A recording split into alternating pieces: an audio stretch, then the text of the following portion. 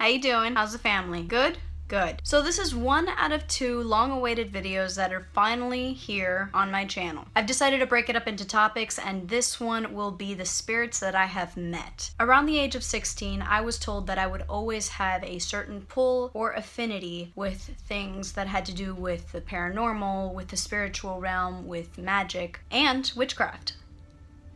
Because somewhere in my bloodline, someone was very deeply into the occult and made a blood pact. So there, after that point, for generations, there would be a slight link. Since their blood is in your body, it kind of just like stayed that way. Whether it be some ritualistic thing that happened somewhere in my bloodline, or I just so happen to be very sensitive to these things, I have always seen spirits, I have always seen and felt presences, and I have always been able to determine their vibe. I've always been able to see them. Now, a lot of people ask me, how do you see them? Do you see them like you see you and me? Do you see them, you know, like you see this paper right in front of you? And to answer that, I would say in a way, but not really. Let's pretend that your imagination is the first wall. And let's pretend that everything you see, three-dimensional, you could feel, you could touch, you could smell, is in this third wall. Now there is a middle wall. I guess that would be called your third eye. This middle filter is how I am able to see these things. That is the best I could describe it.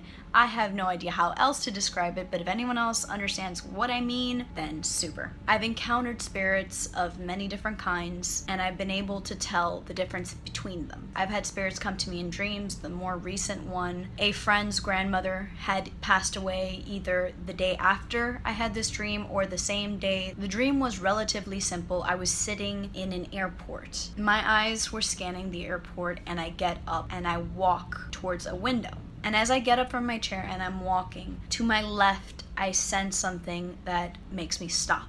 I look, and it's this bar. It's a small bar, and there's a woman sitting on the chair. And she turns.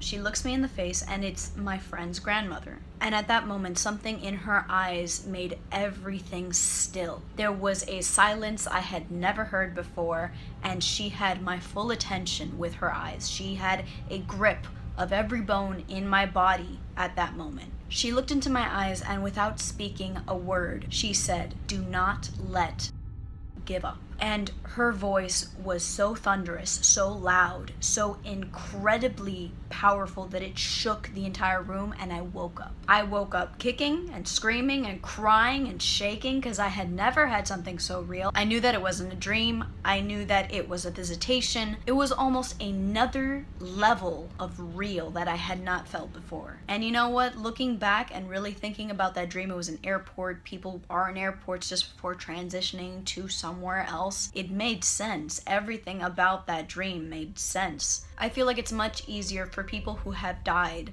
and you have had a connection with, it's easier for them to reach you in dreams. That was a message of a just transitioning spirit. That's how I've classified it in my head. Then there are what I call echoes of spirits. Now, it's not necessarily the spirit itself. Because we are all energy, because we are a constant motion of energy, I feel like there is this residue that sometimes gets left behind and does things like repeatedly the same way over and over again. The best I could describe this is if someone takes a picture and you really quickly passed your hand, and when you develop the photo, you see your hand just repeated many times, even though the actual hand is on the side.